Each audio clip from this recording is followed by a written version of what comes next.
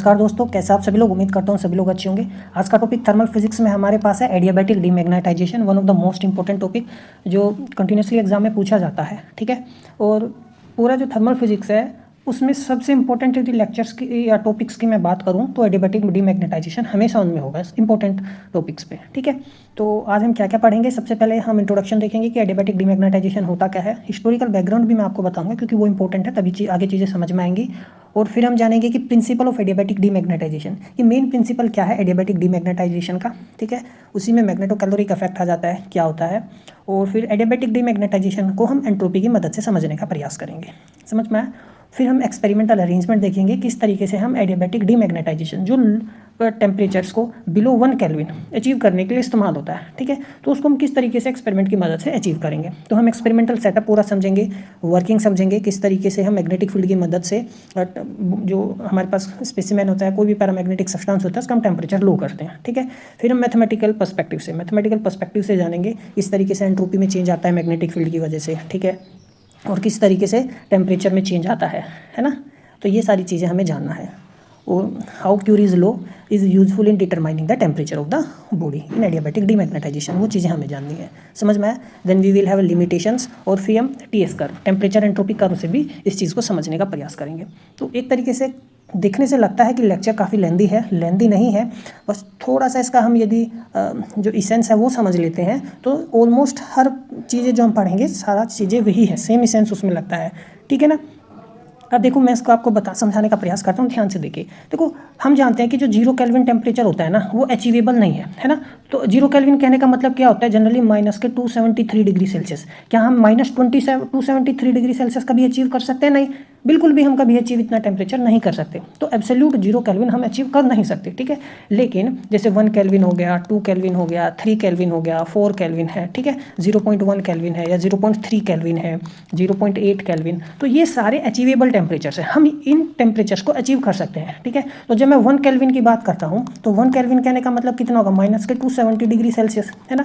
तो इतना टेम्परेचर हम अचीव कर सकते हैं। तो there are various methods to cool the substance up to this temperature. ठीक है, हमने जैसे प्रीवियस लेक्चर में जूल केल्विन एक्सपेंशन पढ़ा था, एडियाबैटिक कूलिंग भी होता है एक लेक्चर। ठीक है, उससे भी हम सब्सटेंस को कूल करते हैं। तो लिक्विड हीलियम की मदद से हम सब्सटेंस को कूल करते हैं। तो there are various methods to achieve temperatures. ठीक है, 1 केल्विन 2 केल्विन, है ना, मतलब इतना डिग्री तक हम टेम्परेचर को कूल कर सकते हैं। लेकिन चैलेंज आता है जब 1 केल्विन से बिलो जाते हैं।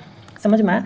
1 केल्विन से बिलो जाने की बात करते हैं तब सबसे ज़्यादा हमारे पास क्या आता है, चैलेंजिंग टास्क हो जाता है। तो वहीं पर हम 1 केल्विन से जनरली जब बिलो जाते हैं, या जैसे मुझे सपोज 0.01 केल्विन अचीव करना हो या 0.03 केल्विन अचीव करना हो, ठीक है, तो ये टेम्परेचर जो है अचीवेबल है। इसको हम एक्सपेरिमेंटली इतना ठंडा कर सकते हैं आराम से सब्सटेंस को। लेकिन यदि मैं कहूँ एब्सोल्यूट 0 केल्विन, वो बिल्कुल भी पॉसिबल नहीं होता। एब्सोल्यूट 0 केल्विन हम नहीं कर सकते। ठीक है, तो 1 केल्विन से बिलो जब हम टेम्परेचर अचीव करते हैं किसी भी ऑब्जेक्ट का, तो जनरली उसमें एक मेथड होता है जिसको हम बोलते हैं एडियाबैटिक डीमैग्नेटाइजेशन। ठीक है, तो एडियाबैटिक डीमैग्नेटाइजेशन की मदद से हम सब्सटेंस का टेम्परेचर क्या करते हैं, लो कर सकते हैं। अब नाम देखो क्या है, एडियाबैटिक, है ना। समझ में आया, एडियाबैटिक डीमैग्नेटाइजेशन। तो देखो इसका डेफिनेशन बहुत सिंपल सी है कि वो प्रिंसिपल वो टेक्निक जिसकी मदद से हम सब्सटेंस को क्या कर सके, cool, under what conditions, adiabatic conditions, यानी उसकी जो एंट्रोपी में चेंज आएगा वो ऑलमोस्ट 0 होगा। और डीमैग्नेटाइजेशन कहने का मतलब है हम मैग्नेटिक फील्ड को डिक्रीज करेंगे। समझ में आया, क्या करेंगे, डिक्रीज। यदि किसी सब्सटेंस को हम मैग्नेटिक फील्ड में रखते हैं और उसका फिर मैग्नेटिक फील्ड में रखने के बाद हम उसको क्या करते हैं, उसका मैग्नेटिक फील्ड धीरे धीरे डिक्रीज करते हैं। तो पूरा चीज़ें कैसे करते हैं वो सारी चीज़ें हम समझेंगे। बस फिलहाल आपको यही समझना है कि व्हेन कंडीशंस आर एडियाबैटिक, ठीक है, हम मैग्नेटिक फील्ड को जब डिक्रीज करते हैं तो क्या प्रोड्यूस होती है, कूलिंग प्रोड्यूस होती है। समझ में आया। तो कूलिंग कैसे प्रोड्यूस होती है वो हम जानेंगे इस लेक्चर में। तो यही है एडियाबैटिक डीमैग्नेटाइजेशन, बिल्कुल नाम में इसके सब कुछ छुपा हुआ है। ठीक है, तो एडियाबैटिकली मैग्नेटिक फील्ड को क्या करेंगे, डिक्रीज करेंगे। तो डिक्रीमेंट या reduction of magnetic field adiabatically will leads to cooling. समझ में आया क्या कहा मैंने, reduction of magnetic field adiabatically leads to cooling, है ना, and the process is called adiabatic demagnetisation. Simple सी डेफिनेशन है, समझ में आई चीज़ें। ठीक है, अब देखो बात करें हम एडियाबैटिक डीमैग्नेटाइजेशन, तो इसको मैग्नेटिक कूलिंग भी बोलते हैं। क्या बोलते हैं, मैग्नेटिक कूलिंग भी कहते हैं। तो एक इंपॉर्टेंट टेक्निक है जो काफ़ी एक्सट्रीमली लो टेम्परेचर्स को अचीव करने में, देखो मैंने जैसे बताया ना, बिलो 1 केल्विन, है ना, तो 1 केल्विन से बिलो हमें यदि अचीव करना हो, क्योंकि 1 केल्विन तक तो हम जनरली अचीव कर ही लेते हैं, है ना, वाई डिफरेंट मेथड्स। या हमें मिली केल्विन, तो मिली केल्विन कहने का मतलब देखो क्या, 0.001 केल्विन। समझ में आया। और माइक्रो केल्विन कहने का मतलब है 10⁻⁻⁶ केल्विन, है ना। तो यदि हमें बिलो 1 केल्विन या माइक्रो केल्विन, मिली केल्विन या माइक्रो केल्विन टेम्परेचर अचीव करना है तो किस टेक्निक की मदद से करेंगे? एडियाबैटिक डीमैग्नेटाइजेशन की मदद से करेंगे। मैग्नेटिक फील्ड को हम क्या करते हैं? डिक्रीज करते हैं एडियाबैटिकली, ठीक है ना, विच लीड्स टू कूलिंग, ठीक है। ये जो मेथड होता है किस पर बेस्ड होता है? मैग्नेटिक बिहेवियर पर। समझ में आया? किसके मैग्नेटिक बिहेवियर पर? Paramagnetic substance. हमारे पास कोई भी पैरामैग्नेटिक क्रिस्टल हो, अब जैसे हमारे पास सब्सटेंस को हम कितने कैसे बांट सकते हैं मैग्नेटिकली यदि बात करें, जैसे हमारे पास फेरोमैग्नेटिक होता है, पैरामैग्नेटिक होता है, समझ में आया?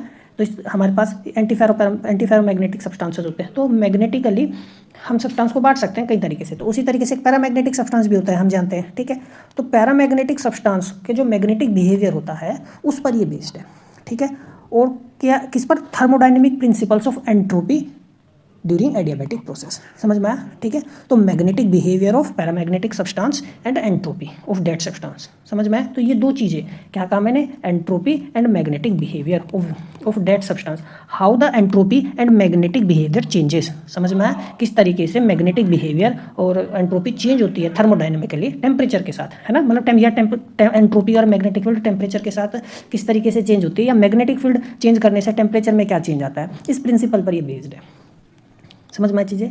तो एक्चुअली हिस्टोरिकल बैकग्राउंड की यदि बात करें तो इंडिपेंडेंटली ना सबसे पहले थ्योरेटिकली डेबे ने और गाइक्यू ने 1927 में थ्योरेटिकली इन्होंने बताया। तो उन्होंने देखो क्या शो किया कि भाई देखो, हम थ्योरेटिकली क्या था, जो प्रिडिक्शन थी ना पैरामैग्नेटिक क्रिस्टल से पैरामैग्नेटिक सोर्स की, वो 1 केल्विन तक तो जनरली हो जाती है। 1 केल्विन तक तो हम लिक्विड हीलियम की मदद से या वाया डिफरेंट मेथड्स, है ना, हम अचीव कर सकते हैं। क्योंकि लिक्विड हीलियम का जो टेम्परेचर होता है ना वो जनरली 1 केल्विन टू 5 केल्विन के आसपास तक होता है, ठीक है। तो अब मान लो कोई सब्सटेंस इतना ठंडा हो, उसके टच में आप क्या लेकर आओ? पैरामैग्नेटिक सोल्ट लेकर आओ, तो वो भी तो ठंडा हो जाएगा, समझ में आया। तो 1 केल्विन तो हम अचीव कर लेते हैं पैरामैग्नेटिक सोल्ट को, है ना, लिक्विड हीलियम के साथ रख दो उसको, लिक्विड हीलियम के टच में ला दो, समझ में आया, ठीक है, in the presence of strong magnetic field, ठीक है। किसके प्रेजेंस में? स्ट्रॉन्ग मैग्नेटिक फील्ड के प्रेजेंस में।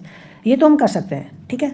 अब उन्होंने क्या देखा है? थ्योरेटिकली इन्होंने दिखाया कि यदि मैग्नेटिक फील्ड हम घटाना स्टार्ट कर दें, क्या कर दें?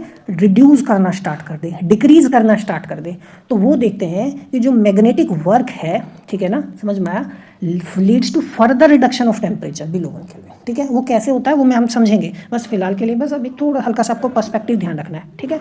तो क्या कि थ्योरेटिकली ये इनिशियली देखा गया थ्योरेटिकली कि जो पैरामैग्नेटिक सोर्स थे, है ना, जब हम उनको लिक्विड हीलियम की मदद से 1 केल्विन तक लेकर आओ अंडर स्ट्रॉन्ग मैग्नेटिक फील्ड, लेकिन जब मैग्नेटिक फील्ड को डिक्रीज करते हैं तो थ्योरेटिकली देखा गया तो 1 केल्विन से बिलो टेम्परेचर आ जाता है, ठीक है। तो ये एक्सपेरिमेंटली भी कब प्रूफ किया? किसने किया? 1931 में साइमन एंड कुर्टी ने, ठीक है। और अलग से भी बाद में गाइक्यू ने, मैकडोगल ने इसको इंडिपेंडेंटली एक्सपेरिमेंटली प्रूफ भी किया था, समझ में आया। और उसके बाद से तो जो एडियाबैटिक डीमैग्नेटाइजेशन था, यानी मैग्नेटिक फील्ड को एडियाबैटिकली रिड्यूस करके टेम्परेचर को कम करना, एक इंपॉर्टेंट टेक्निक बन गई थी लो टेम्परेचर फिजिक्स में, ठीक है। एक अलग ही ब्रांच बन गया था एक्चुअली में फिजिक्स के लिए। तो लो टेम्परेचर फिजिक्स में हम यही देखते हैं कि कोई सब्सटेंस जो होता है हमारे पास, वो जब उसका टेम्परेचर बहुत कम होता है, it is about 0 kelvin, around 0 kelvin, ठीक है, तो उसकी प्रॉपर्टी में क्या क्या चेंजेस आते हैं, ठीक है। तो जो सुपर कंडक्टर भी इसी तरीके से हम देखते हैं, समझ में आया। तो बहुत सारी इसकी एप्लीकेशन हम डे टू डे लाइफ में भी देखते हैं। One of them is super conductors, ठीक है। किस तरीके से इलेक्ट्रिकल प्रॉपर्टी पे फ़र्क पड़ता है, समझ में आया, थर्मल प्रॉपर्टी पे क्या फ़र्क पड़ता है, तो ये सारी चीज़ें उसके बाद में डिस्कस होने लगी, ठीक है। तो adiabatic demagnetisation is that important, समझ में आ जाइए।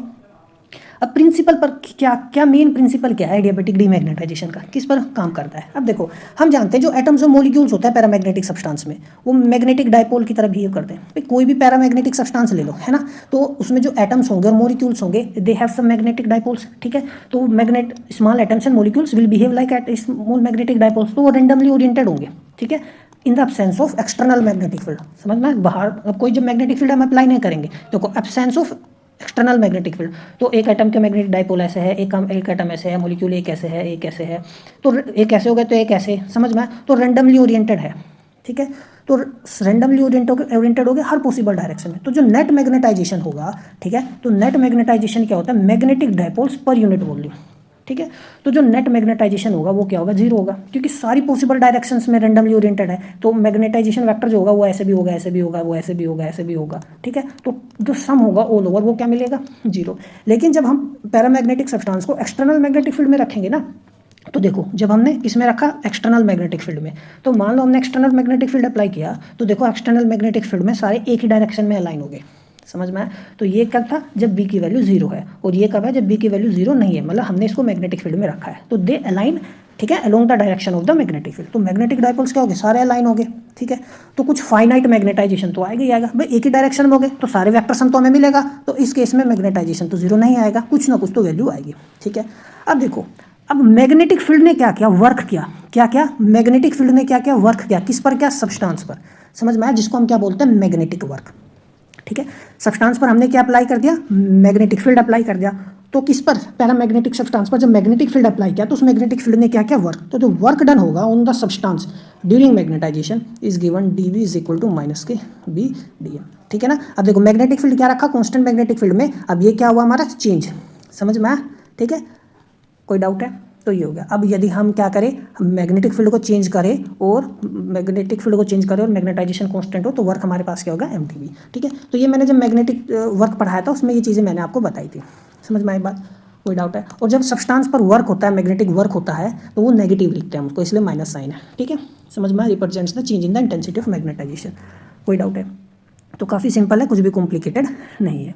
अब देखो, अब जब मैग्नेटिक वर्क किया तो magnetic work increases the internal energy of the substance, ठीक है। अब देखो पहले क्या था, यदि आप ध्यान से देखो, हम वर्क डन किस पर किया, सब्सटेंस पर वर्क किया। किसने वर्क किया, सब्सटेंस पर, मैग्नेटिक फील्ड ने वर्क किया। तो यदि आप ध्यान से देखो, देखो हम जानते हैं del Q is equal to D U plus K D L W होता है ना। समझ में आया? और मैं इसको माइनस क्यों लिखूंगा, क्योंकि work done on substance negative होता है, ठीक है। ये टर्म इधर चली जाएगी, तो चेंज इन इंटरनल एनर्जी क्या आएगा, डेल क्यू प्लस के डेल डब्ल्यू। समझ में आया? तो इंटरनल एनर्जी क्या होगी, बढ़ जाएगी। समझ में आया मैं क्या, क्योंकि हम सब्सटेंस पे काम कर रहे हैं। यदि सब्सटेंस खुद काम करता तो उसकी इंटरनल एनर्जी घटेगी, यदि आप खुद काम करने लगे तो आपकी इंटरनल एनर्जी घट जाएगी। तो मैग्नेटिक फील्ड ने क्या क्या वर्क किया, किस पर वर्क किया, सब्सटेंस पर वर्क किया, सब्सटेंस की इंटरनल एनर्जी बढ़ जाएगी। उसका जो टेम्परेचर होगा ना, वो भी पैरामैग्नेटिक सब्सटेंस का टेम्परेचर क्या होगा, बढ़ जाएगा, वो हीट रिलीज करने लगेगा क्योंकि उसका टेम्परेचर बढ़ गया। समझ में आया? ठीक है, कोई डाउट है? तो ये ध्यान रखना, if the magnetic field is now reduced, अब हम यदि कम कर दें, तो हमने पहले क्या किया, पहले तो देखो सब्सटेंस रेंडमली ओरिएंटेड था, हमने फिर मैग्नेटिक फील्ड अप्लाई कर दिया, डाइपोल्स एक डायरेक्शन में क्या हो गए, अलाइन हो गए, ठीक है। एक डायरेक्शन में अलाइन हो गए, वर्क डन किया मैग्नेटिक फील्ड ने सब्सटेंस पर, ठीक है। अब उसकी इंटरनल एनर्जी उससे क्या हो गई, बढ़ गई। अब हम मैग्नेटिक फील्ड को घटाने लगे, अब धीरे धीरे उसको मैग्नेटिक फील्ड को क्या करने लगे, रिड्यूस। तो देखो मैग्नेटिक फील्ड घटाएंगे तो डाइपोल्स तो अपनी ओरिजिनल पोजीशन में ओरिएंट होने की कोशिश करेंगे, वो फिर से वैसे ही आ जाएंगे जैसे पहले थे, है ना। मैग्नेटिक फील्ड के एब्सेंस में वैसे थे तो वैसे ही होने का प्रयास करेंगे, ठीक है। If the demagnetization is carried out, अब हम क्या कर रहे हैं, डीमैग्नेटाइजेशन। समझ में आया? क्योंकि हम मैग्नेटिक फील्ड को अब क्या कर रहे हैं, कम। समझ में आया क्या? तो यही है, यहीं से अब डीमैग्नेटाइजेशन अब कैरिड आउट हो गया।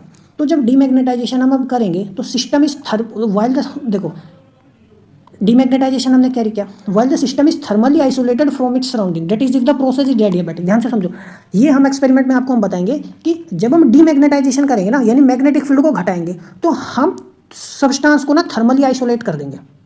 क्या कर देंगे, थर्मली आइसोलेट कर देंगे, क्योंकि उसकी तो टेम्परेचर बढ़ गया था, तो वो तो भाई हमें तो ठंडा करना है ना, हमें उसको ठंडा करना है। समझ में आया मैं क्या कह रहा हूँ?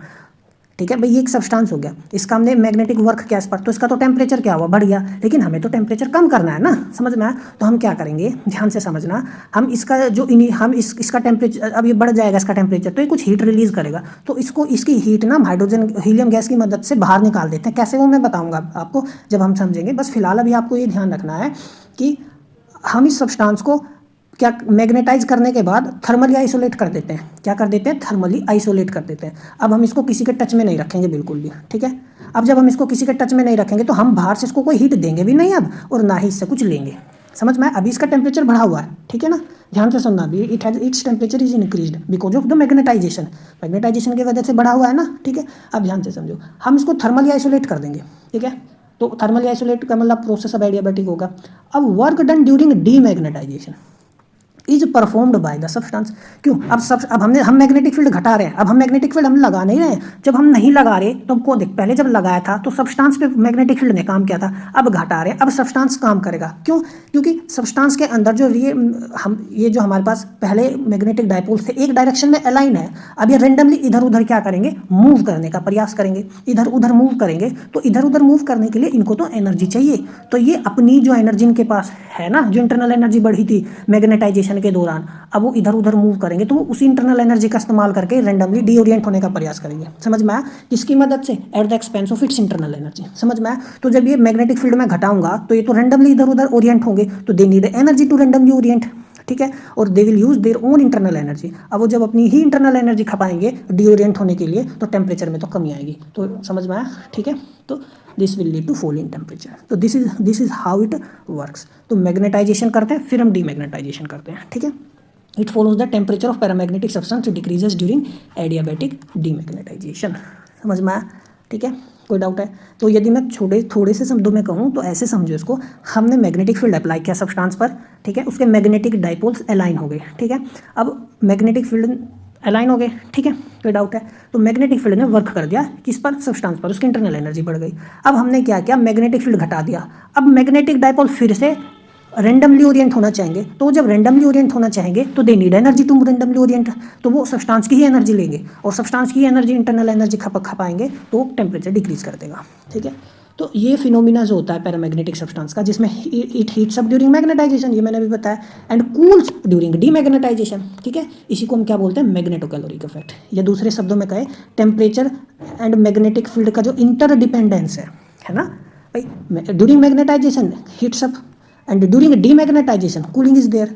तो magnetic field and temperature interdependence is there ना, तो magnetic field and temperature interdependence is called magnetocaloric effect. समझ में आ गई बात? ठीक है, ऐसा भी कह सकते हैं मैग्नेटोकैलोरिक इफेक्ट को। तो adiabatic demagnetisation is direct application of this effect for achieving very low temperature, ठीक है ना? समझ में आ?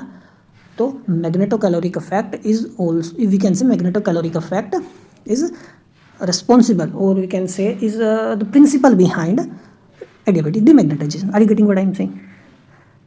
If we have to say in just one line, what we have to say? In one line we can say that magnetocaloric effect is the principle behind adiabatic demagnetization. ठीक है, समझ में आई बात? तो ये ध्यान रखना।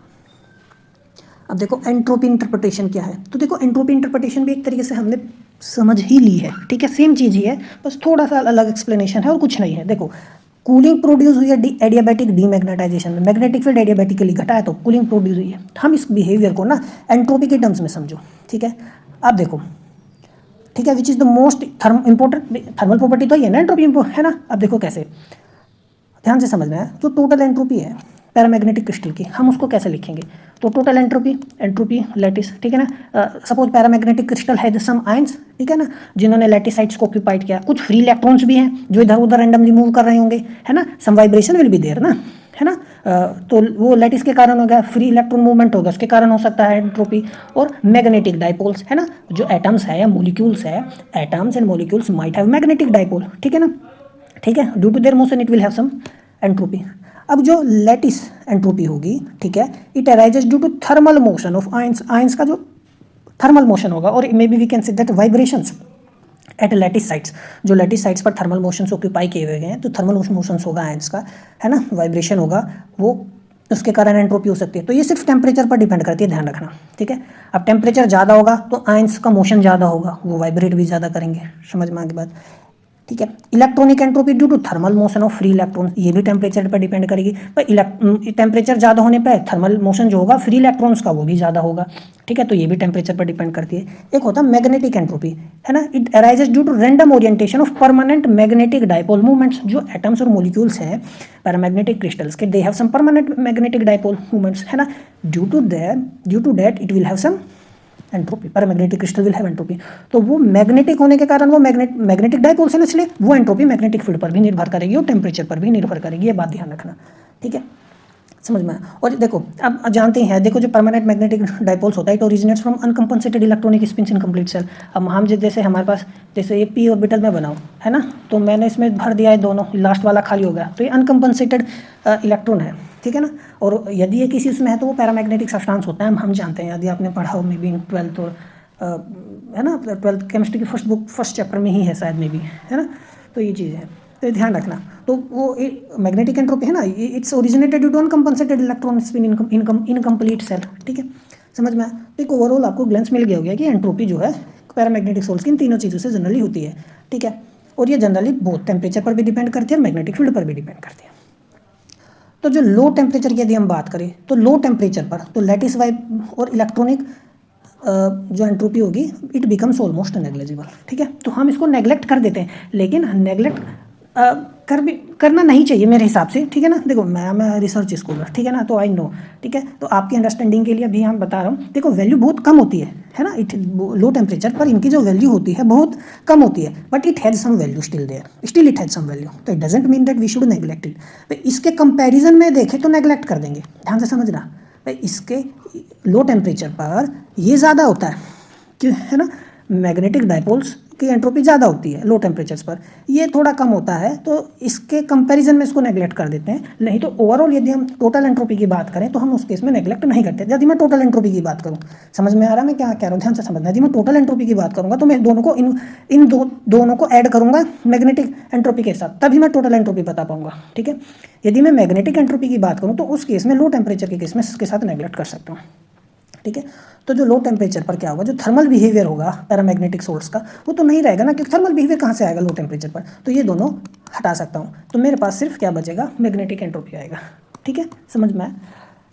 ठीक है, तो जो कूलिंग होगी it will be only due to adiabatic demagnetise, जो कूलिंग होगी ना it will be only due to जो मेन जो हम कहें यदि which entropy is responsible for cooling in adiabatic demagnetisation, it is due to magnetic entropy, है ना। ठीक है, वही मैग्नेटिक फील्ड के साथ भी तो चेंज होती है, क्योंकि ये इनका तो मैग्नेटिक फील्ड पर कोई असर ही नहीं है, समझ में आया, मैग्नेटिक फील्ड का इन दोनों पर तो कोई असर ही नहीं होगा। ठीक है, क्योंकि मैग्नेटिक फील्ड पर डिपेंड ही नहीं करती है, समझ में आया। The behaviour of magnetic entropy as a function of temperature for different magnetic field is illustrated by entropy temperature curve. ठीक है, ये हम लास्ट में समझेंगे जब हम थोड़ा सा मैथमेटिक्स भी जान लेंगे, समझ में आई चीज़ें। ठीक है ना, अब ध्यान से देखना, अब जो हमने अभी ऊपर मैंने आपको बताया था कि जो रैंडम ओरिएंटेशन होता है ना एंट्रोपी का, वो तो हमने अभी समझ ही लिया है ना, किस तरीके से मैग्नेटाइजेशन में हीट होती है ना, और डीमैग्नेटाइजेशन में क्या होता है, कूलिंग होती है। ठीक है, और वो जो एंट्रोपी हमारे पास रेस्पॉन्सिबल होती है, रैंडमाइजेशन होता है, पहले तो पूरा ये डिसऑर्डर होता है, तो ये जो एंट्रोपी की हम बात करें ये क्या है, मैग्नेटिक एंट्रोपी है, और फिर मैग्नेटिक फील्ड अप्लाई करने पर एक ही डायरेक्शन में अलाइन हो जाते हैं। ठीक है, समझ में आया, वो किस में एंट्रोपी की बात कर रहे हैं मैं, मैग्नेटिक एंट्रोपी की बात कर रहा हूँ मैं, समझ में आया। यहाँ पर एंट्रोपी ज़्यादा होगी और जब मैग्नेटिक फील्ड अप्लाई करने पर ये एंट्रोपी कम आएगी। ठीक है, क्योंकि ऑर्डर हो गया ना, ऑर्डर फॉर्म आ गए, समझ में आई चीज़ें। अब देखो एक्सपेरिमेंटल अरेंजमेंट्स की यदि मैं बात करूँ तो किस तरीके से हम एक्सपेरिमेंट्स को परफॉर्म करते हैं। ठीक है, तो जो भी सब्सटेंस हमको क्या करना होता है, कूल करना है ना, तो पैरामैग्नेटिक सब्सटेंस है पी, तो देखो ये पैरामैग्नेटिक सब्सटेंस होगा मेरे पास, इसको ना थ्रेड के साथ, अब देखो ये सिल्क थ्रेड हो गया, है ना, ये एरो से दिखाया हुआ है, तो देखो ये सिल्क थ्रेड है, यहाँ पे इसको हमने बांध दिया, तो सिल्क थ्रेड से एक सिलेंड्रिकल ग्लास ट्यूब, देख रहे हो ना, ये ऐसे हो गया ना, तो जैसे ये एक सिलेंड्रिकल ग्लास ट्यूब में ना, ये हमने एक ये थ्रेड हो गया मेरे पास, ठीक है, ये सिलेंड्रिकल ट्यूब होगी और ये कोई मेरे पास सब्सटेंस हो गया, पैरामैग्नेटिक सब्सटेंस हो गया, तो इसको हमने थ्रेड से सिलेंड्रिकल ग्लास ट्यूब में, ठीक है ना, सस्पेंड कर दिया। अब देखो सिल्क थ्रेड से क्यों सस्पेंड करते हैं, क्योंकि देखो मैकेनिकल सपोर्ट तो हमें मिल जाएगा, ठीक है, और हमें देखो नेग्लिजिबल थर्मल कंडक्शन भी चाहिए। अब मान लो कोई मेटल वेटल का हो तो गड़बड़ हो जाएगी, it will influence our substance, है ना, रीडिंग में भी इन्फ्लुएंस होगा हमारे, तो ये सिल्क थ्रेड का होता है, थर्मल आइसोलेशन प्रोवाइड करता है। ठीक है, इसलिए कोई मेटल वगैरह का हम नहीं रखते, सिंपल सिल्क थ्रेड होता है, समझ में आया।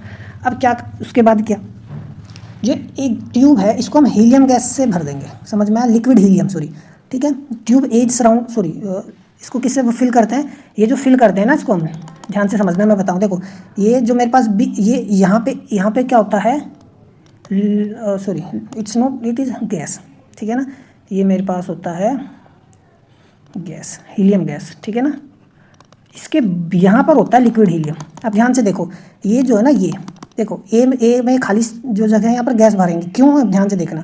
अब देखो ये क्या होगा, लिक्विड हीलियम, तो ट्यूब ए सराउंड की गई है, जो ट्यूब ए है ना पूरी की पूरी, ये लिक्विड हीलियम फिल किया गया हमने इसमें, ठीक है, समझ में आया। तो ये क्या, लिक्विड हीलियम बात बी, ये लिक्विड हीलियम हो गया, ठीक है। रिड्यूस 1 mmHg पर प्रेशर होता है, लोअर बॉइलिंग पॉइंट होगा, देखो डीप हमने बताया था क्लोसियस कैप्लरिन इक्वेशन में, लोअर बॉइलिंग पॉइंट होगा, है ना, it will have lower temperature, तो लिक्विड हीलियम का जो टेम्परेचर होगा वो जनरली 1 केल्विन से 4 केल्विन 5 केल्विन के आसपास होता है, ठीक है ना, लेकिन हमने देखो कितना है, कितना टेम्परेचर है लिया जनरली 1.2 केल्विन और 1.5 केल्विन। अब देखो, अब जब इस लिक्विड हीलियम का टेम्परेचर 1.2 केल्विन और 1.5 केल्विन है, ठीक है, समझ में आया, तो हम क्या करेंगे, यहाँ पर एक गैस फिल करेंगे, कौन सी गैस फिल करेंगे, हीलियम गैस। तो लिक्विड हीलियम है या हीलियम गैस है, ये सब्सटेंस है, तो इस गैस की वजह से ये दोनों कांटेक्ट में आएंगे नहीं आएंगे, समझ में आया। बस जो लिक्विड हीलियम का टेम्परेचर होगा वो किसका टेम्परेचर बन जाएगा, हीलियम गैस का, और वही टेम्परेचर किसका बन जाएगा, स्पेसिमेन का। समझ में आया मैंने क्या कहा, ठीक है ना। किस तरीके से थर्मल कॉन्टैक्ट को स्टेब्लिश किया गया। जो इंटीरियर है गैस का, ये ट्यूब का, ये ए इसका ना पंप से कनेक्टेड है, आप देख सकते हो यहाँ पर ये पंप से कनेक्टेड है। तो हम इसमें हीलियम गैस को फिल करते हैं और हीलियम गैस को बाहर भी निकाल देते हैं, ठीक है, आफ्टर स्टेब्लिशिंग थर्मल कॉन्टैक्ट। समझ में आया। तो हीलियम गैस सप्लाई अंदर करते हैं तो वही थर्मल कॉन्टैक्ट स्टैब्लिश करती है पैरामैग्नेटिक सब्सटेंस के और हीलियम बात की, ठीक है। समझ में आई चीज़ें, ये है सब, ठीक है। अब देखो हीलियम बात के चारों ये जो किसमें हमारे पास ये जो शेप है ना पूरा का पूरा ये, ठीक है, ये जो पूरा शेप है इसको क्या बोलते हैं, डिवोर वेसल बोलते हैं, ठीक है। समझ में आई चीज़ें। तो कहने की बात देखो सिंपल सा ये है, इसको फर्दर ये यहाँ पे लिक्विड हीलियम है, ठीक है, और यहाँ पर हमने क्या फिल किया हुआ है, हाइड्रोजन गैस सी में। यहाँ पर क्या फिल किया है, हाइड्रोजन या नाइट्रोजन गैस। अब ये लिक्विड हाइड्रोजन और नाइट्रोजन गैस क्यों फिल की गई, बाहर से कोई हमारे पास एक तरीके से कुछ हीट अंदर ना जाए, ठीक है। समझ में आया, एक शील्ड प्रोवाइड कर दिया, थर्मल शील्ड, या रेडिएशन भी ना जाए। समझ में आया, इवन टू ओवरकम रेडिएशन, ठीक है, इवन रेडिएटिव हीट ट्रांसफर भी ना हो। समझ में आया, मिनिमाइजिंग हीलियम लॉस। कोई डाउट है, समझ में आया। तो ये चीज़ें ध्यान रखना। तो ये हाइड्रोजन या नाइट्रोजन गैस हम फिल करते हैं, है ना, कि शील्ड थर्मल शील्ड प्रोवाइड कर देते हैं ताकि रेडिएटिव हीट ट्रांसफर भी ना हो। समझ में आया बाहर से। अब देखो जो एंटायर सिस्टम है ना, और इसको ये आप यहाँ ध्यान से देखो, ये हमारे पास इलेक्ट्रोमैग्नेट है ना, तभी तो हम इस इलेक्ट्रोमैग्नेटिक फील्ड जब ऑन करेंगे तो this specimen comes in direct contact with the electromagnetic field, ठीक है ना। तो मैग्नेटिक फील्ड आप ये देख सकते हो यहाँ पर, है ना, ये है इलेक्ट्रोमैग्नेट, ठीक है ना। समझ में आया। और जनरली फील्ड हम 1 से 5 टेस्ला का फील्ड प्रोड्यूस करते हैं। कोएक्सियल सिलेंडर सोलेनॉइड है जो मैग्नेटिक फील्ड प्रोड्यूस करता है। समझ में आया। फिर मैग्नेटिक डायरेक्ट टेम्परेचर हम जनरली नहीं मेजर करते, हम मैग्नेटिक ससेप्टिबिलिटी मेजर करते हैं, क्योंकि magnetic susceptibility is inversely proportional to temperature, है ना। मैग्नेटिक ससेप्टिबिलिटी हम निकाल लेते हैं तो हम टेम्परेचर निकाल सकते हैं, ठीक है ना, यूजिंग क्यूरी लॉज। समझ में आया। अब देखो वर्किंग क्या है, एक्सपेरिमेंटल सेटअप तो हमने देखा, तो ध्यान से देखो, हीलियम गैस फर्स्ट चैम्बर में आए, हम फिल कर देते हैं। तो हीलियम गैस ना थर्मल एक्सचेंज का काम करती है, पैरामैग्नेटिक सोल्ट ये, ठीक है ना, और एक थर्मल कॉन्टैक्ट स्टैब्लिश कर देगी लिक्विड हीलियम बात का। अब यदि आप ध्यान हो, मैंने बताया था ये मेरे पास क्या है, पैरामैग्नेटिक सब्सटेंस, ठीक है। तो यहाँ मेरे पास क्या आ गया, हीलियम गैस है, ठीक है, ये क्या हो गई गैस, और इसके चारों तरफ क्या है, लिक्विड हीलियम। समझ में आया, ठीक है ना, लिक्विड हीलियम। और लिक्विड हीलियम का टेम्परेचर कितना है, 1.2 से 1.5 केल्विन। तो वही थर्मल कॉन्टैक्ट स्टैब्लिश करती है। तो स्पेसिमेन जो है पैरामैग्नेटिक सब्सटेंस ग्रेजुअली कूल करता है और वो टेम्परेचर अचीव कर लेता है जो हीलियम बात का होता है। समझ में आया। तो देखो 1 केल्विन तक तो कितना आसान है टेम्परेचर अचीव करना। समझ में आया। तो यहाँ हम क्या फील करते हैं, हीलियम गैस फील करते हैं। ये क्या, लिक्विड हीलियम है, ठीक है। तो लिक्विड हीलियम गैस का टेम्परेचर अचीव करेगी लिक्विड हीलियम का, और वही टेम्परेचर कौन अचीव कर लेगा, स्पेसिमेन हमारा पैरामैग्नेटिक सब्सटेंस। तो 1 केल्विन तक तो टेम्परेचर अचीव करना बहुत आसान है। इससे बिलो जाते हैं हम डी, उसी को हम बोलते हैं एडियाबैटिक डीमैग्नेटाइजेशन। समझ में आया, ठीक है। अब देखो जब थर्मल इक्विलिब्रियम एस्टेब्लिश हो जाएगा तो हम मैग्नेटिक फील्ड को ऑन कर देंगे। समझ में आया, क्या करेंगे, मैग्नेटिक फील्ड को ऑन कर देंगे। अभी सब्सटेंस का टेम्परेचर 1.2 T1 टेम्परेचर है कितना, 1.2 और 1.5 केल्विन। समझ में आया। अब देखो, अब मैग्नेटिक फील्ड जब ऑन करेंगे तो क्या होगा, मैग्नेटिक फील्ड जब ऑन कर देंगे हम, तो जितने भी डाइपोल्स होंगे वो एक ही डायरेक्शन में क्या हो जाएंगे, अलाइन होंगे। समझ में आया, ठीक है। पहले तो रेंडमली ओरिएंटेड होंगे ना पैरामैग्नेटिक सोल्ड में, मैग्नेटिक फील्ड ऑन करने से क्या होगा, एक ही डायरेक्शन में अलाइन हो जाएंगे। तो मैग्नेटिक फील्ड वर्क करेगा, किस पर वर्क करेगा, पैरामैग्नेटिक सोल्ट पर या पैरामैग्नेटिक क्रिस्टल पर वर्क करेगा, है ना। Magnetic field will work on paramagnetic salt, है ना, and it will align all the magnetic dipoles along the direction of the magnetic field, ठीक है। समझ में आया, कोई डाउट है। तो पैरामैग्नेट जब इस पर वर्क करेगा इसका टेम्परेचर बढ़ जाएगा, मैंने बताया था आपको, ध्यान हो, ठीक है। तो ये अभी क्या हुआ, मैग्नेटाइज्ड हो गया, क्या हो गया, है ना, मैग्नेटिक डाइपोल्स अलाइन हो जाएंगे और स्पेसिमेन क्या होगा, इट विल हाईली मैग्नेटाइज्ड। तो जब ये हाईली मैग्नेटाइज हो जाएगा तो ये हीट होगा, मैंने बताया था, it will release energy, heat energy क्या करेगा, वो रिलीज करेगा। तो इसका तो टेम्परेचर इनिशियल टेम्परेचर T1 था ना, कितना 1.2 1.5 केल्विन के आसपास होगा, ठीक है। तो ये तो हीट कर जाएगा, टेम्परेचर बढ़ जाएगा, लेकिन ये तो गड़बड़ हो जाएगी हमारे साथ। तो हम क्या करेंगे, जो भी हीट रिलीज करेगा ना वो किसके पास जाएगी, गैस के पास, हीलियम गैस के पास जाएगी। और हम हीलियम गैस, क्योंकि समझ में आया, क्योंकि हाई टेम्परेचर तो लोअर क्योंकि हीलियम गैस का तो टेम्परेचर कम है ना। समझ में आया। अब पैरामैग्नेटिक सोल्ट थोड़ा सा हीट हुआ है, लेकिन हम हीट करना नहीं चाहते हैं इसको, तो ये इसके टेम्परेचर, हीलियम गैस का टेम्परेचर क्या करे, हीलियम गैस वो टेम्परेचर ले लेगी और हम हीलियम गैस को बाहर निकाल देंगे, भगा देंगे इसको। समझ में आया। तो हीलियम जो हीट प्रोड्यूस हुई है ना मैग्नेटाइजेशन में, उसको हम हीलियम गैस की मदद से हीलियम गैस को एक्सचेंज कर देते हैं, ठीक है ना। समझ में आया, पहली बात। दूसरी, कुछ हीट लिक्विड बात में भी जाएगी, है ना। तो हीलियम गैस जो है लिक्विड बात को भी कुछ हीट क्या करेगी, ट्रांसफ़र कर देगी, समझ में। ठीक है, लेकिन यहाँ पे काफ़ी हमारे पास बहुत ही क्या होता है, लिक्विड हीलियम होता है ना, समझ में आया। और 1.2 और 1.5 केल्विन के आसपास का टेम्परेचर इसका स्टेप, तो कुछ मतलब it will some temperature will rise ना। तो क्या करेंगे हम, ये जो हीलियम है ना इसको बाहर निकाल देंगे, ठीक है ना, समझ में आया। तो हीट कहाँ से लेगी, सब्सटेंस से लेगी। तो इसकी हीट सब्सटेंस हीलियम गैस ने एक्वायर कर लिया, इसको हमने बाहर निकाल लिया, और टेम्परेचर जो है इसका मेंटेन रहता है 1T1 केल्विन पर ही, समझ में आया मैं क्या है। क्योंकि देखो जब मैग्नेटाइजेशन कंप्लीट होगा तो हीलियम गैस को हम बाहर निकाल देंगे चैम्बर से, ठीक है। तो ब्रेक हो जाएगा ना, थर्मली कॉन्टैक्ट ब्रेक हो गया, समझ में। पैरामैग्नेटिक सोल्ट और लिक्विड हीलियम के बीच का जो कॉन्टैक्ट था वही ब्रेक हो गया, और स्पेसिमेन जो होगा थर्मली आइसोलेट हो गया, समझ में क्या हो गया, थर्मली आइसोलेशन हो गया। अब पैरामैग्नेटिक सब्सटेंस और लिक्विड हीलियम के बीच में कोई भी कॉन्टैक्ट नहीं है, तो ऐसा कह सकते हैं हमने थर्मली मैग्नेटाइज्ड किया है ना, क्या क्या, आइसोथर्मल मैग्नेटाइजेशन किया हमने, समझ में। जो भी हीट जनरेट हो रही थी उसको हीलियम गैस की मदद से बाहर निकाल दिया, ठीक है। अब जो स्पेसिमेन होगा वो T1 टेम्परेचर पर रहेगा, ठीक है ना।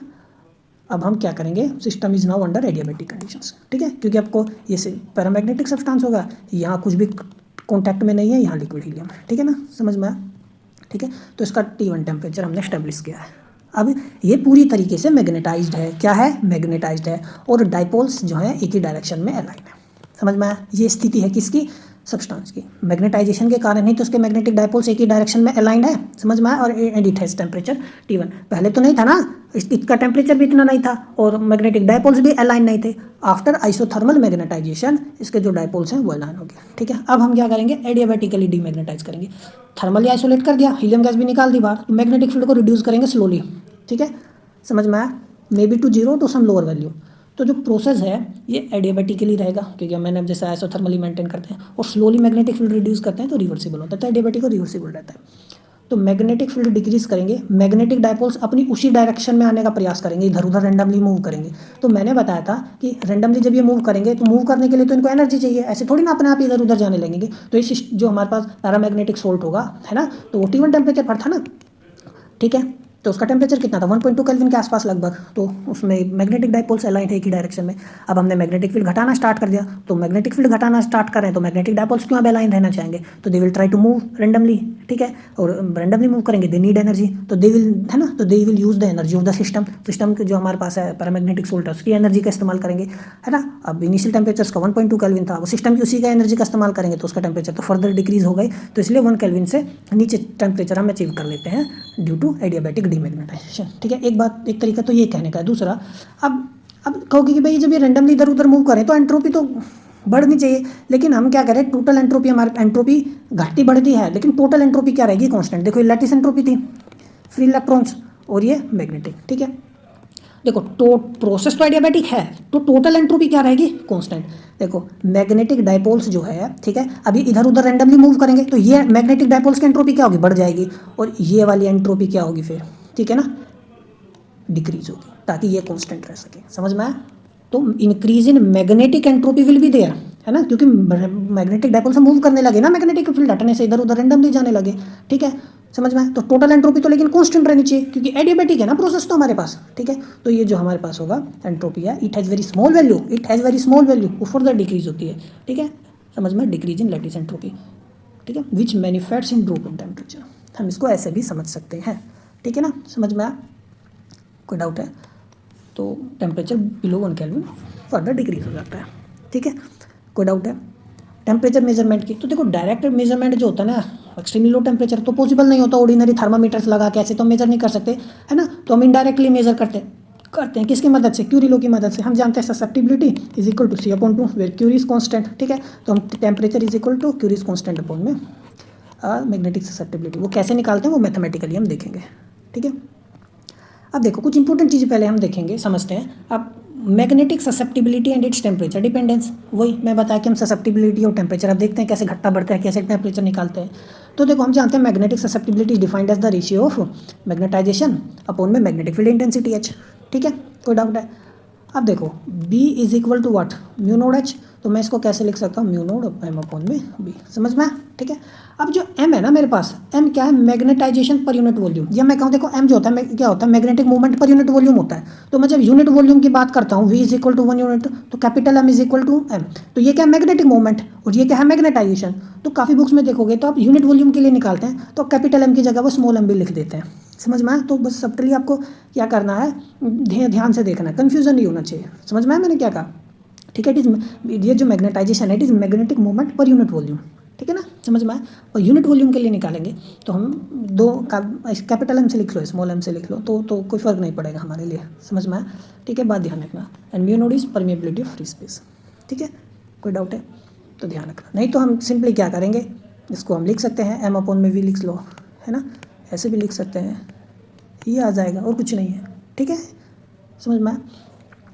अब देखो, अब हमें तो मैग्नेटिक, अब देखो ये हमारे पास है, ठीक है। अब हमें मैग्नेटिक ससेप्टिबिलिटी का देखना है, टेम्परेचर पर किस तरीके से डिपेंड करता है। तो उससे पहले हम देखते हैं magnetization, how magnetization varies with temperature.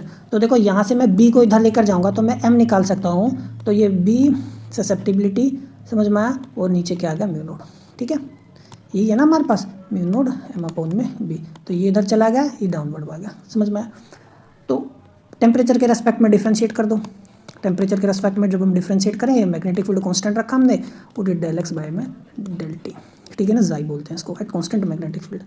तो ये चीज़ हमारे पास आई है। तो ध्यान से आप देखो ना, हमने ये तो देखा मैग्नेटाइजेशन टेम्परेचर, हम यही देखना चाहते हैं कि किस तरीके से मैग्नेटाइजेशन होता है किसी भी फील्ड का और हाउ इट इम्पैक्ट्स टेम्परेचर। तो सिंपली आ गया। तो ये हम यहाँ पर मैक्सवेल इक्वेशन का इस्तेमाल करेंगे। तो यदि आपको ध्यान हो, मैंने आपको बताया था जैसे special programme on T V, समझ में आया?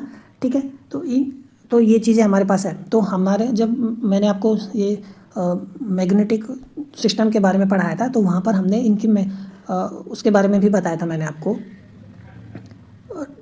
सॉरी, ये थर्मोडाइनमिक स्क्वायर। ठीक है, तो ये थर्मोडाइनमिक, जैसे मैं स्पेशल प्रोग्राम ऑन टीवी, तो यहाँ पर तो देखो हमारे पास वॉल्यूम का कंसेप्ट नहीं है, प्रेशर का कंसेप्ट नहीं है। तो हमारे पास देखो क्या होता है, एस की जगह हमारे पास क्या होता है, बी, और वी की जगह हमारे पास क्या होता है, S, sorry, we have temperature and वो इन केस ऑफ वॉल्यूम। ठीक है, तो हम इसको यहाँ से एक सेकेंड, ठीक है ना, little bit confusion is there. ठीक है, वेट अ मिनट।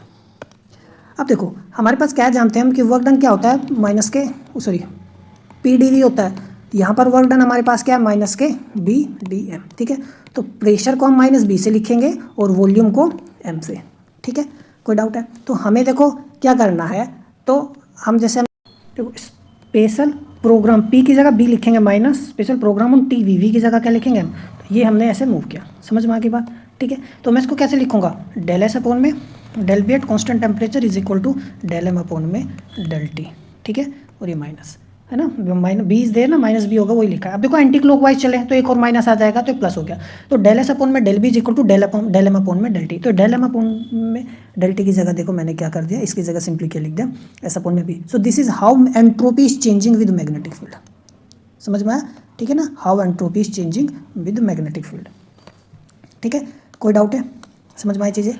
अब देखो हम जानते हैं, देखो कोई भी पैरामैग्नेटिक मटेरियल हमारे पास होता है तो ससेप्टिबिलिटी डिक्रीज करती है उसकी टेम्परेचर बढ़ने से, कि जैसे जैसे आप टेम्परेचर बढ़ाओगे तो जो उसकी मैग्नेटिक ससेप्टिबिलिटी है वो घट जाती है। ठीक है, तो अब जाई इज इक्वल टू 1/T से भी हम समझ सकते हैं, ये बढ़ाओगे तो मैग्नेटिक ससेप्टिबिलिटी घट जाएगी। ठीक है, तो ये टर्म क्या आएगी, नेगेटिव, ये टर्म क्या आएगी, नेगेटिव। समझ में आया? ठीक है, तो ये टर्म जब नेगेटिव आएगी तो ये डेल एस अपॉन में डेल बी क्या होगा, ये भी तो नेगेटिव आ जाएगा। डेल एस अपॉन में del B at constant temperature is less than, यानी आइसोथर्मल जो मैग्नेटाइजेशन होगा, यानी मैग्नेटिक फील्ड बढ़ाओगे तो एंट्रोपी क्या होगी, घट जाएगी। समझ में आया? तो ये हमने यहाँ से जाना क्या, आइसोथर्मल बी को मैग्नेटाइजेशन, ठीक है ना, डिक्रीजेज एंट्रोपी, यही तो होता भी है। पहले तो रैंडमली इधर उधर ओरिएंटेड थे तो मैग्नेटिक एंट्रोपी ज़्यादा है, डिसऑर्डर इज देयर ना, एंट्रोपी ज़्यादा है। अब जैसे ही मैग्नेटिक फील्ड अप्लाई किया हमने तो वो एक ही डायरेक्शन में ओरिएंट हो गए, तो ऑर्डर्ड फॉर्म में आ गए तो एंट्रोपी घट गई। ठीक है, तो यही चीज़ है, बस यहाँ मैथमेटिकली हमने इसको देखा। तो जो नेगेटिव डेरिवेटिव है ये कि entropy decreases with magnetic field eight constant temperature. ठीक है ना, ये फंडामेंटल थ्योरम भी तो है, बेसिक यही तो है एडियाबैटिक डीमैग्नेटाइजेशन का। इसी के बाद तो हम एडियाबैटिक डीमैग्नेटाइजेशन करते हैं आइसोथर्मल मैग्नेटाइजेशन के बाद। ठीक है, अब ये जो आइसोथर्मल मैग्नेटाइजेशन है ये क्या है, आइसोथर्मल मैग्नेटाइजेशन ही तो है, इसमें हीट रिलीज होती है। अब हीट कैसे रिलीज होती है, अब देखो हम उसको ऐसे भी तो समझ सकते हैं। ठीक है, अब देखो del Q is equal to T del S upon में डेल बी, और यहाँ मैं क्या लिखूँगा, आप डी क्यू लिख सकते हो या डी बी, है ना, समझ में आया। तो ये मेरे पास क्या है, डेल क्यू तो है, टी इंटू डेल एस क्या होगा, डेल क्यू तो देगा, ये मुझे क्या देगा, ठीक है, डेल क्यू। ठीक, समझ में आया मैंने किस तरीके से इसको लिखा है। अब गौर देखने वाली बात है, जो हीट एक्सचेंज होगी ना during isothermal change of magnetic field can be calculated from the entropy change, ठीक है, for a sample of volume we. अब देखो वॉल्यूम वी के लिए दिया है, देखो हमने पहले पर यूनिट वॉल्यूम लिखा था तो वी नहीं आएगा, हटा दो, वॉल्यूम के लिए लेंगे तो वी की मल्टीप्लाई सिंपली होगी। तो मेरे पास डेल क्यू कितना आएगा, ठीक है, कुछ नहीं है, यही तो टर्म है, ठीक है, तो T V B mu naught और डेल एक्स अपॉन में डेल टी और ये डेल बी, समझ में आया। इसकी वैल्यू तो रखी है मैंने, ये जो वैल्यू निकाली थी यहाँ पे, ये हमने वैल्यू रख दी उठा के, सिंपल है, ठीक है, कोई डाउट है। तो यही है, ये नेगेटिव आ रहा है ना, ये तो नेगेटिव होती है, टेम्परेचर बढ़ने से ससेप्टिबिलिटी घटती है, तो डेल क्यू की वैल्यू क्या आएगी, नेगेटिव आएगी, ठीक है। तो डेल भी मतलब मैग्नेटाइज हम कर ही रहे हैं तो मैग्नेटिक फील्ड ज़्यादा है, तो डेल क्यू नेगेटिव का मतलब यही है कि हीट रिलीज हो रही है during isothermal magnetization of paramagnetic material, ठीक है। और इस हीट को हम क्या करते हैं, रिमूव करते हैं, क्या करते हैं, रिमूव, है ना, from the liquid helium, from the surrounding thermal bath liquid helium in order to maintain constant temperature, समझ में। हीलियम गैस इस हीट को एक्वायर कर लेता है, उसको हम बाहर भगा देते हैं, ठीक है ना, समझ में आई बात। अब one of the most important thing which you might be, ठीक है ना, वेटिंग फॉर, टेम्परेचर चेंज, समझ में आया। अब देखो टेम्परेचर चेंज क्या, तो एंट्रोपी जो है, सारा खेल यहाँ पर एंट्रोपी का है, तो entropy is changing with respect to magnetic field and temperature, so we have taken it is function, entropy is a function of temperature and magnetic field. तो मेरे पास क्या आएगा, तो change in entropy with respect to magnetic field at constant temperature और change in entropy with respect to temperature at constant B, ठीक है। आइडियाबैटिक process है, तो ये टर्म तो हो गए जीरो, तो ये टर्म तो हो गए जीरो, समझ में आ गई बात, ठीक है ना। तो यही तो बचेगा मेरे पास, ये आ गया इक्वल टू जीरो। अब कुछ नहीं करना, बस इसको हमने रीअरेंज किया है, क्या क्या है, रीअरेंज किया है, ठीक है। अब देखो, तो डेल एस अपॉन में डेल बी, ठीक है, और डेल टी अपॉन में del B at constant entropy is equal to minus के डेल एस अपॉन में डेल टी, ठीक है, इज इक्वल टू बी, ये आ गया हमारे पास। अब हम देखना चाहते हैं किस तरीके से हमारा जो सब्सटेंस है, ठीक है ना, वो, sorry we have done some mistake ना, here temperature will be there ना, और here magnetic field will be there, sorry, ठीक है, wait a minute, we did some mistakes,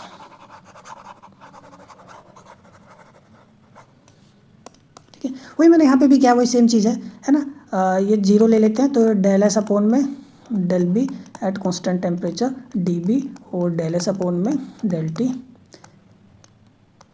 ठीक है। अब जब हम इसको रीअरेंज करेंगे तो देखो हमारे पास क्या मिलता है, T is equal to minus के डेल एस अपॉन में डेल टी बी और ये डेल टी अपॉन में del B at constant entropy. मैं इसको नीचे लेकर आ जाता हूँ, तो डेल टी अपॉन में डेल बी क्या मिलेगा मुझे, सिंपली ये, ठीक है, समझ में आया। तो कहने का मतलब है डेल टी अपॉन में डेल बी, तो मुझे मिला डेल एस अपॉन में del B T del S T, ठीक है, समझ में। अब देखो ऊपर नीचे यदि मैं टेम्परेचर की मल्टीप्लाई करता हूँ तो ये क्या, डेल क्यू अपॉन में डेल टी, तो ये तो टर्म मेरे पास क्या आनी चाहिए, ये heat capacity at constant magnetic field, समझ में, तो वही है, तो क्या आ जाएगा माइनस टी और ये डेल एस अपॉन में डेल बी, ठीक है, और ये नीचे क्या आएगा, heat capacity at constant magnetic field, समझ में आई बात, ठीक है। अब हमने अभी पीछे थोड़ी देर पहले ही हमने क्या निकाला था, किस तरीके से मैग्नेटिक फील्ड जो है वेरी करता है ना, किसके साथ, वो सॉरी एंट्रोपी कैसे वेरी करता है, मैग्नेटिक फील्ड के साथ। तो हमने अभी क्या निकाला था, बी अपॉन में बी नोड और डेल आई अपॉन में डेल टी, ठीक है, ये वैल्यू हमने उठा के यहाँ पे रख दी, समझ में आया।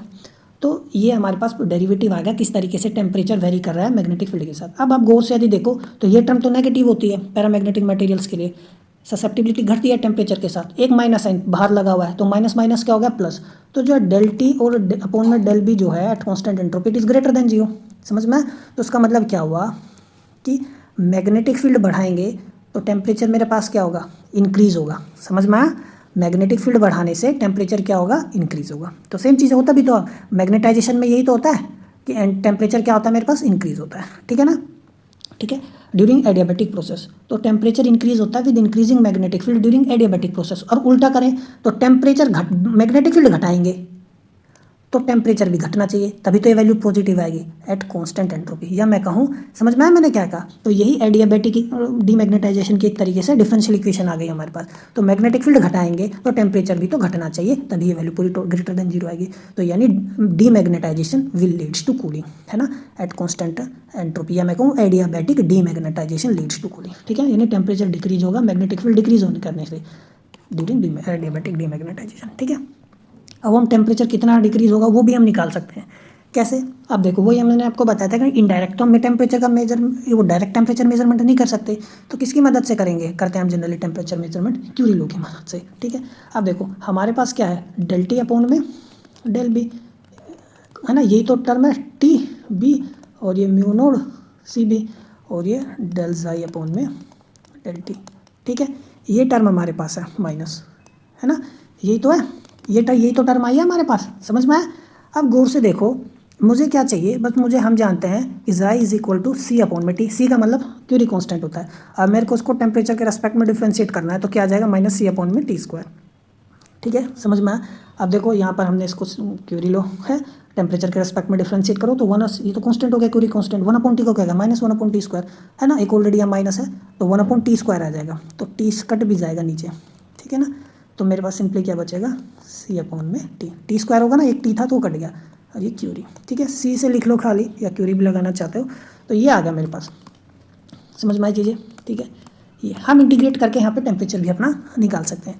अब देखो दोनों साइड इंटीग्रेशन यदि मैं कर दूँ, और क्यूरी कांस्टेंट और मैग्नेटिक फील्ड जो है वो हमारे पास heat capacity at constant magnetic field जो दोनों को हम एज्यूम करते हैं कि they are constant over finite range of temperature, then we can integrate it. तो कैसे? सिंपली, तो मान लो पहले इनिशियल टेम्परेचर कितना था, T1, फिर हमने टेम्परेचर कितना रखा, T2, समझ में आया? और ये सी भी मैं बाहर ले लेता हूँ, ये इधर चला जाएगा ना मेरे पास, ठीक है, और सिंपली मेरे पास ये क्या बचेगा, D T is equal to, ठीक है, बी, क्यूरी का मैं सी से लिख रहा हूँ, और ये मेरे पास म्यू नोड, समझ में आई चीज़ें, और ये magnetic field B1 B2 DB। अब देखो हम क्या करें, एडियाबैटिक डीमैग्नेटाइजेशन करें तो T1 टेम्परेचर यहाँ पर ज़्यादा ही होगा, है ना, और T2 टेम्परेचर क्या होगा, कम होगा, क्योंकि एडियाबैटिक डीमैग्नेटाइजेशन में हमने देखा टेम्परेचर, फाइनल टेम्परेचर कम हो जाता है।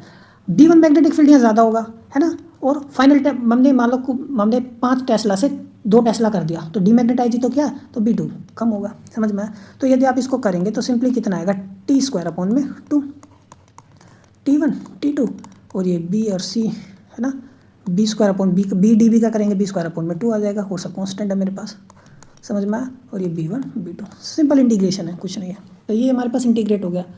अब देखो, है ना, तो लिमिट पुट कर देंगे तो T2 का स्क्वायर आ जाएगा, T1 का स्क्वायर आ जाएगा। अब देखो 2 से 2 सिंपली कट गया, है ना, बी स्क्वायर है ना यहाँ पे, तो सिंपली इंटीग्रेट करने पर B2 का स्क्वायर B1 का स्क्वायर आ गया, 2 से 2 कट गया, ठीक है। तो सिंपल मैथमेटिक्स सर, कुछ नहीं है। अब देखो हम क्या करते हैं, एवरेज टेम्परेचर मान लेते हैं, हमारे पास कितना, T1 प्लस T2 अपॉन में 2 एवरेज टेम्परेचर। मान लो पहले कुछ टेम्परेचर था, है ना, 1 केल्विन, फिर बाद में हमने ठंडा कर लिया, कितना पहुंच गया, 0.03 केल्विन, तो ये T2 हो गया, ये T1 हो गया, दोनों का एवरेज, ठीक है। इससे थोड़ा सा मैथमेटिक्स आसान हो गया, नहीं तो यहाँ से T2 जो फाइनल टेम्परेचर है वो निकाल लेते हैं हम, सिंपल आ जाएगा। तो देखो, तो हम जानते हैं T1 स्क्वायर क्या होगा हमारे पास, है ना, T2 माइनस के T1, और ये T2 प्लस के T1, ठीक है। इसको मैं डेल्टी लिख लेता हूँ, और इसको 2 इंटू में टी एवरेज, समझ में, T1 प्लस T2 ये लिख लिया। अब सिंपली इसको मैं उठा कर यहाँ पे रखता हूँ, देखो 2 से सिंपली 2 कट जाएगा, सी भी ये आ गया, ठीक है ना, कोई डाउट है? और ये हमारे पास डेल्टी, मुझे टेम्परेचर में चेंज निकालना है, ये दोनों टर्म मेरे पास नीचे चली गई, तो मेरे पास डेल्टी कितना आ गया, सी क्यूरी है B2 का स्क्वायर माइनस के B1 का square 2 mu naught C B T average, ठीक है। ये चेंज इन टेम्परेचर हम यहाँ से निकाल सकते हैं। तो एडियाबैटिक डीमैग्नेटाइजेशन जिसमें कूलिंग प्रोड्यूस होती है, तो स्वाभाविक सी बात है, हमने B1 से B2 की तरफ इंटीग्रेट किया था, तो ये मैग्नेटिक फील्ड ज़्यादा होना चाहिए और B2 कम होना चाहिए, क्योंकि हम घटा रहे हैं, है ना, समझ में। तो देखो B1 ज़्यादा होगा तो ये टेम्परेचर में चेंज नेगेटिव आएगा, तो नेगेटिव कहने का मतलब कूलिंग प्रोड्यूस होगी। तो ये हमने मैथमेटिकली भी देख लिया, ठीक है। हम कंप्लीट डीमैग्नेटाइजेशन करें, कंप्लीट डीमैग्नेटाइजेशन करने का मतलब है, पहले मान लो बी मैग्नेटिक फील्ड था और बाद में हमने बिल्कुल जीरो ही कर दिया, B2 को भी जीरो कर दिया, समझ में, मतलब बिल्कुल ही घटा दिया, तो उस केस में B2 की वैल्यू जीरो हो जाएगी, तो सिंपली माइनस B1 का स्क्वायर या बी लिख लो उसको, ठीक है। कोई डाउट है तो ये ध्यान रखना। और जनरली हमने ये कॉन्स्टेंट तो माना था, है ना, और नॉट स्ट्रिक्टली कॉन्स्टेंट, है ना, दे डिपेंड ऑन टेम्परेचर, तो उस हिसाब से हम उनको इंटीग्रेट कर लेते हैं डिपेंडिंग अपॉन द, है ना, what value of C B is given to us, ठीक है। तो जो फॉल इन टेम्परेचर है would be more if the initial magnetic field is high. देख सकते हैं, देखो ये यदि ये इनिशियल मैग्नेटिक फील्ड तो था, ये बहुत ज़्यादा हो तो डेल टी जो है माइनस है, तो ये भी तो वैल्यू बहुत ज़्यादा आएगी, तो यानी चेंज इन देखो ये भी मान ले, समझ में मैं कहना क्या चाह रहा हूँ, ठीक है। अब देखो मान लो इनिशियल टेम्परेचर मेरे पास कितना आया, 3 केल्विन था, ठीक है, समझ में, और ये मेरे पास 0.0008 केल्विन आ गया, तो डिफरेंस देखो कितना ज़्यादा हो गया, तो ज़्यादा डिफरेंस आएगा ना, तो यानी ज़्यादा कूलिंग हुई है। अब ये मान लो 1 केल्विन डिफरेंस आए या 0.1 केल्विन आए, तो 3 केल्विन था पहले टेम्परेचर, फिर 0.1 केल्विन में डिफरेंस, इतना ज़्यादा नहीं है ना, ठीक है। तो जब इनिशियल मैग्नेटिक फील्ड बहुत ज़्यादा हो या इनिशियल टेम्परेचर बहुत ही कम हो, ये बात भी है ना, भाई इनिशियल टेम्परेचर क्या हो, बहुत ही कम हो, हमारे पास देखो क्या, देखो टी एवरेज जो है ये मेरे पास क्या था, T1 प्लस के T2, ये तो ये टेम्परेचर बहुत ज़्यादा होगा, T2 तो हम ठंडा करते हैं, तो ये इसमें ऐड होगा तो इतना वैल्यू नहीं देगा, तो T1 is approximately T1, T average is equal to T1, तो ये T1 होगा, तो ये मेरे पास जितना लो होगा उतना चेंज इसमें ज़्यादा आएगा, ज़्यादा चेंज आने का मतलब बहुत ज़्यादा ठंडा हुआ है, समझ में आया, ठीक है। तो ध्यान रखना। लिमिटेशन की देखो यदि बात करें तो देखो पहली लिमिटेशन तो देखो यही है कि एक शॉर्ट एक्सपेरिमेंट है, टेम्परेचर कंटिन्यूसली चेंज होता है और स्टेडी स्टेट एक्सपेरिमेंट है। आप ऐसा नहीं है कि भाई कुछ पार्ट इसका एक्सपेरिमेंट का अब परफॉर्म किया और कुछ पार्ट आपने बाद में परफॉर्म कर दिया, ऐसा नहीं है, ये वन शॉट एक्सपेरिमेंट है, आपको वन गो में ही जाना होगा। तो एक ये लिमिटेशन भी है। कूलिंग कैपेसिटी कम होती है, ज़्यादा लार्ज साइज ऑब्जेक्ट्स को आप कूल नहीं कर सकते, स्मॉल साइज ऑब्जेक्ट्स को ही कूल कर सकते हैं। तो देखो लिमिटेशन तो बिल्कुल हो गई, क्योंकि बड़े ऑब्जेक्ट्स को हम कूल नहीं कर पाएंगे। तीसरा लिमिटेशन क्या है, बिना मैग्नेटिक फील्ड के आप कर भी नहीं सकते, तो मैग्नेटिक फील्ड होगा तभी आप कूल कर पाओगे, मैग्नेटिक फील्ड होगा नहीं होगा तो नहीं कूल कर पाओगे। समझ में, पहले मैग्नेटाइजेशन करना पड़ेगा, तब जाके डीमैग्नेटाइज करेंगे, तब जाके कूलिंग होगी। तो ये भी क्या है, लिमिटेशन है, ठीक है, समझ में आया। एक पॉइंट ध्यान रखना है कि देखो प्रोसेस हमारा आइसेंट्रोपिक है, प्रोसेस हमारा आइसेंट्रोपिक है, इसका मतलब क्या हुआ, एंट्रोपी कॉन्स्टेंट रहेगी, ठीक है। यहाँ तो इसका मतलब क्या, जो डिग्री ऑफ ऑर्डर और मैग्नेटिक डाइपोल्स है वो चेंज नहीं होगा ड्यूरिंग द प्रोसेस, तो टोटल एंट्रोपी कांस्टेंट रहती है। क्या रहती है, टोटल एंट्रोपी क्या रहती है, कांस्टेंट रहती है।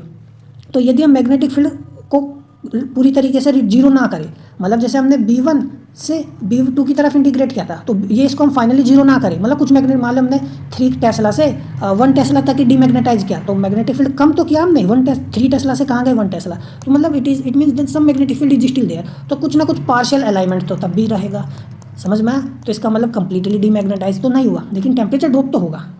ये भी ये पूरा कंप्लीट डीमैग्नेटाइजेशन नहीं हुआ ना, कंप्लीट डीमैग्नेटाइजेशन कब होगा, यदि आपने 3 टेस्ला से 1 टेस्ला वो किया, वो सपोज 3 टेस्ला से 0 टेस्ला आपने मैग्नेटिक फील्ड घटाया, तो कंप्लीट डीमैग्नेटाइजेशन। आपने 3 टेस्ला से 1 टेस्ला किया, तो if magnetic field is still there, तो कुछ ना कुछ मैग्नेटिक मूवमेंट्स पार्शियली अलाइंड होंगे, तो उसको इसलिए डीमैग्नेटाइज तो ये हुआ नहीं पूरा। तो इसी वजह से ना कुछ साइंटिस्ट जो है ना इसी रीजन से ना इसका नाम ना एडियाबैटिक डीमैग्नेटाइजेशन नहीं कहते, तो डीमैग्नेटाइज नहीं बोलते, वो कहते हैं भाई ये एडियाबैटिक तो है, रिडक्शन ऑफ मैग्नेटिक फील्ड। अब देखो मैग्नेटिक फील्ड यहाँ भी घटा, यहाँ भी घटा, ये कंप्लीट डीमैग्नेटाइजेशन था, कंप्लीट डीमैग्नेटाइजेशन नहीं था, तो इसी वजह से इसको adiabatic reduction of magnetic field भी बोल देते हैं, ये दूसरा नाम हो गया, ठीक है ना, रेदर देन एडियाबैटिक डीमैग्नेटाइजेशन, ठीक है, समझ में आया। तो ये है, बात करते हैं देखो TS curve and cooling mechanism. तो देखो टीएस हमने एंट्रोपी से हमने समझा था इस चीज़ के बारे में, ठीक है ना, और हम जानते हैं, मैंने बताया था जो एंट्रोपी, देखो ये एंट्रोपी होगी, ये सिंपली हमारे पास टेम्परेचर हो गया। तो मैग्नेटिक फील्ड जो ये हमारे पास जब एंट्रोपी आई सब्सटेंस की, कब, जब मैग्नेटिक फील्ड जीरो था, समझ में आया। अब मैग्नेटिक फील्ड अप्लाई कर दिया, तो मैग्नेटिक फील्ड अप्लाई करेंगे तो डाइपोल्स क्या हो जाएंगे, अलाइन हो जाएंगे, तो अलाइन हो जाएंगे, ऑर्डर्ड हो जाएंगे, तो ऑर्डर होंगे एक फॉर्म में, तो उनकी मैग्नेटिक तो एंट्रोपी घट जाएगी। तो ग्राफ मेरे पास क्या आता है ये, तो यानी मैग्नेटिक फील्ड अब घटा कुछ ना कुछ है, ठीक है, तो देखो एंट्रोपी घट गई। अब देखो जब हम जो हमारे प्रोसेस है उसको किस तरीके से टीएस ग्राफ पर हम शो करते हैं, तो जो पहला प्रोसेस क्या आता है हमारे पास, आइसोथर्मल मैग्नेटाइजेशन, है ना। तो भाई पहले तो मान लो सब्सटेंस ये है मेरे पास, है ना, उसकी कुछ एंट्रोपी है ना, रेंडमली इधर उधर पार्टिकल्स हैं, उसमें मैग्नेटिक डाइपोल्स है कुछ एंट्रोपी है, उसका कुछ ना कुछ टेम्परेचर भी होगा, तो मान लो उसका कुछ ना कुछ टेम्परेचर भी है, ये हो गया, ठीक है। तो वो ये हो गया। हम क्या करते हैं, आइसोथर्मली मैग्नेटाइज करते हैं, है ना, तो टेम्परेचर कांस्टेंट रहेगा। मैग्नेटाइज करें, मैग्नेटिक फील्ड अप्लाई करते हैं, तो ये मैग्नेटिक फील्ड अप्लाई किया ना, तो देखो टेम्परेचर कांस्टेंट है, तो बिल्कुल एक मेरे पास क्या आ गया, स्ट्रेट लाइन आ गई, तो ये मान लो बी पॉइंट पर आ गए, ठीक है, समझ में आया। और यहाँ पर देखो एंट्रोपी क्या हो गई, कम, तो वही है, यहाँ पे हम पहले थे, ठीक है, और यहाँ पर हम बाद में गए, तो ये क्या है, आइसोथर्मल मैग्नेटाइजेशन। क्या, अब आइसोथर्मल मैग्नेटाइजेशन के बाद हम क्या करते हैं, एडियाबैटिक डीमैग्नेटाइजेशन, ठीक है। तो एडियाबैटिकली करना है, तो एंट्रोपी क्या रहेगी, कांस्टेंट, तो देखो एंट्रोपी क्या रहेगी, कांस्टेंट, है ना, तो ये जो वैल्यू होगी, है ना, यहाँ पे कुछ ना कुछ एंट्रोपी की वैल्यू रहेगी, तो क्या रहेगी, कांस्टेंट। और ये यहाँ पे मान लो हम क्या गए सी पॉइंट पे, ठीक है। तो उसमें टेम्परेचर कम होता है ना, तो ये मान लो यहाँ पहले कुछ टेम्परेचर था और बाद में यहाँ कुछ ये T1 टेम्परेचर था, तो मान लो T2 टेम्परेचर था, ठीक है। और ये मेरे पास क्या है, पहले हम ऐसे आए फिर हम ऐसे आए, ये एडियाबैटिक डीमैग्नेटाइजेशन है ना। एंट्रोपी देखो कांस्टेंट है, पहले क्या था आइसोथर्मल मैग्नेटाइजेशन, फिर क्या बाद में एडियाबैटिक डीमैग्नेटाइजेशन, ठीक है। तो टेम्परेचर क्या होता है, फॉल हो गया।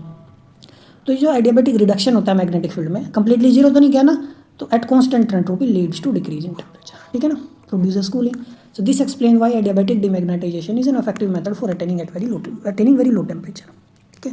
तो काफ़ी लेंथी चैप्टर टॉपिक है, लेक्चर है, तो आप इसको 2-3 पार्ट में भी पढ़ने की कोशिश करोगे तो आसानी से समझ में आ जाएगा, ठीक है ना। तो आपका कोई डाउट हो तो आप मुझे कमेंट बॉक्स में बता सकते हैं।